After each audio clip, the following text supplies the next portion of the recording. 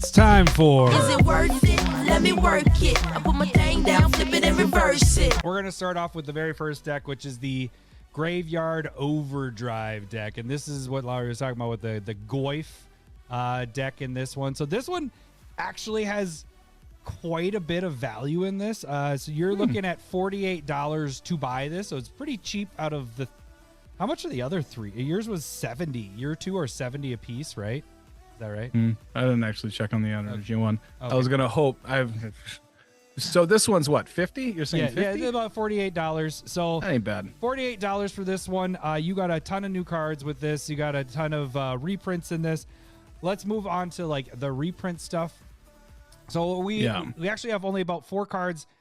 If you look back at our other videos when you're doing the standard sets, we had 0 cards or 1 card that was over 10. So when you get these special sets, you tend to get more value, and that's why the decks tend to be a little bit more. There are 4 cards in this particular commander deck, and the total of that comes to $44. So you have Savala, Heart of the Wilds in this. That's 11. Archon of Cruelty, the Reaver Cleaver. Actually, I wrote 4. There's really only 3 cards. What am I missing one? You know what? My value's off by $10 because I wrote what? Because that I did. Here, I figured out what I did. I wrote cards over $10, and I added that in when I when I did it. So take. So it's really $71. Okay, so we are the Commander Smiths, not the math Smiths. I did take a lot of math in college. Sorry, but yeah, we don't have a math button, but this is the closest I can get. Thank you. It can't even. It does say 1122. That works out perfect. All right, so really it's $34. The Reaver Cleaver is something that I don't even have, so I'm really happy that that's in this commander deck because we both did order both of these. Oh, right. good. Just because it's a lot of new cards in them. So Reaver Cleaver's at 13. That's your most expensive card. That's out of reprints there. Did you happen to count how many new cards are in this deck? I didn't. Okay. That's fair. That's fair. I was not expecting it. That? I did because you asked. Yeah. And then I expected you to, but I'm not mad that you didn't by any means. I'm not mad. I'm just disappointed. I'll tell you, I don't have the that emotional range. Eldrazi one has a lot of new cards, and we'll get to that later. Out of the cards that are between the $2 and $10 range, there were 7 cards. You have Junji, Zatora, Grist, Garuk, Greaves. Maskwood Nexus, surprisingly, is an $8 card at this point. Yeah. And then Chandra's Ignition. So that brings you to $37. Total value, remember, it's wrong what I wrote there. It's $71. So you're paying $48.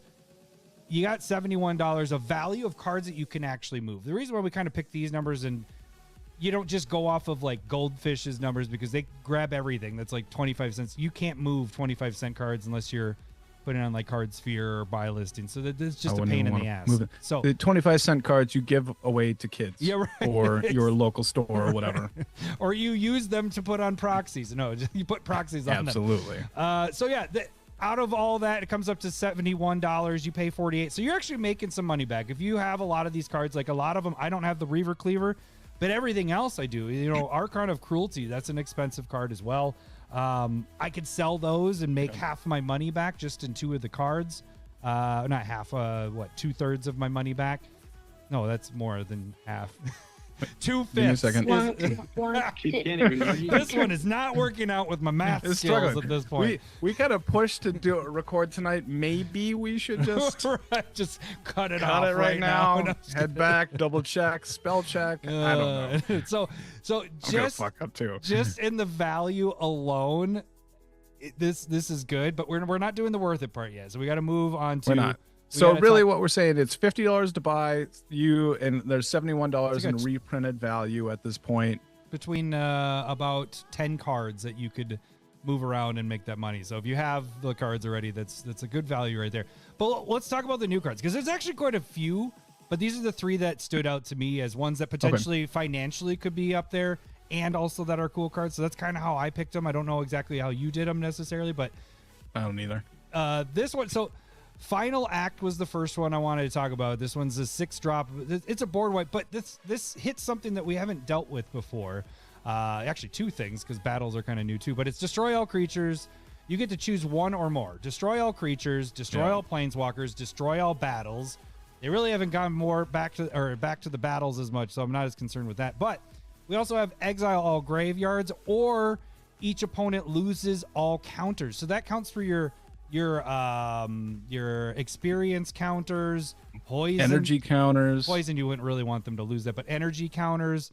I wonder though, that doesn't remove an emblem because that isn't a counter, right? Correct. Yes, but Correct. we finally get to get rid of experience counters. This is the first thing we've ever been really able to deal with that on a mass basis, really, right? Maybe there might be another card out there. There's probably other cards. But you have this mode of choosing. You know, we have farewell, which is really good because it has exile effect on all this stuff. Yeah. This has destroy. There's a lot of choices on farewell, and this one has a lot of choices. Yes. So I think this one's a pretty decent card. We don't particularly play board wipes personally with our decks and everything, so I won't necessarily be using this, but I can see people using this card a lot just because it hits a lot of different things. In a Goyf deck, of course, I have to talk about a Goyf. So borrow Goyf. I think this is one of the cooler ones because it's 2 and 1 black. It has Death Touch, Lifelink. Its power, it does the same thing that Goyfs do. So its power and toughness equal to all the different card types in everybody's graveyard +1 for the toughness. But then whenever it deals combat damage to a player, you may mill that many cards. If you do, you may put a creature card from among them into your hand. So anything that you mill that's a creature there, boom, you're getting a little bit of card advantage. It has Death Touch and Lifelink built in on it. So that's really nice there because you look confused. What are you confused about? What are you looking? What? So you're milling your deck? You mill yourself, yes. But okay. For how much? What the shit? How much damage you do, you mill that many cards. So that's kind of, the bigger he is, the more you mill, and then you get. I mean, that still seems really good for the Mothman deck. That is a good point. Hey, you might bring back your Goyf Mothman deck. I'm not going to, but I think Mothman's a great Goyf deck. Yeah. So but there is a lot of Goyfs in this, and I didn't want to just keep picking Goyfs, so I went with another cool card, Gotcha. Sawhorn Nemesis. This one seems pretty sweet. 3 and 1 red. It's a dinosaur. It enters the battlefield. You choose a player. So you're doing the Nemesis thing.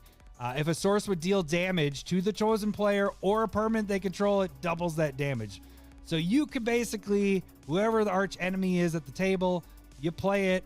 This guy's a dinosaur, so it fits in dinosaur decks. And now anybody that hits that person or their things is double. This is a really dick card to a certain 4 person. mana, that's quite good. Yeah, so I thought these three, at the moment, they're quite expensive. Once these decks come out, they'll probably drop a bit. But they seem pretty cool and pretty unique. I like this deck. I'm very tempted, as we talked about on the podcast. I wasn't sure I was going to build this, but now I'm like, this might be kind of fun. I like all the different Goyfs. Doing this always draws you into know. one of the decks. I know it and does. so especially when I don't doubt do you. the upgrades. That's when it gets me. It's like, well, I already did the work. Why not just do this upgrade and then I have the deck? So yeah. Okay, so all that being said, since I did the breakdown of mine, I'm going to let you decide first. Lowry, is this one worth it? Or is this one is wrong? the price wrong? Which one are we here on this? How are you with it? Okay, so I'll say this for every deck, but basically I'm looking for new cards. Reprints don't interest me much other than like the trade value, and that's why this is kind of important. So understanding we got a $71 product, and I bought all 4 of them at, I think it's what, $260, and after shipping and taxes it was like $280, so roughly $70 per deck. And so I didn't get it at $50, but I also got Eldrazi at $70 instead of the inflated price that you're going to say later. And so that kind of balances it out a little bit. But for me, if I was just going to buy this as a singular deck, I would probably avoid it. So I'm going to say that the price is wrong. The price is wrong. But barely. Like, it's close. Yeah, I think for me, the Reaver Cleaver's one that I didn't have. So that's one of the big guys, the most expensive that's not a new card in here. Again, this was one of the commanders that I liked when we talked about it on the podcast.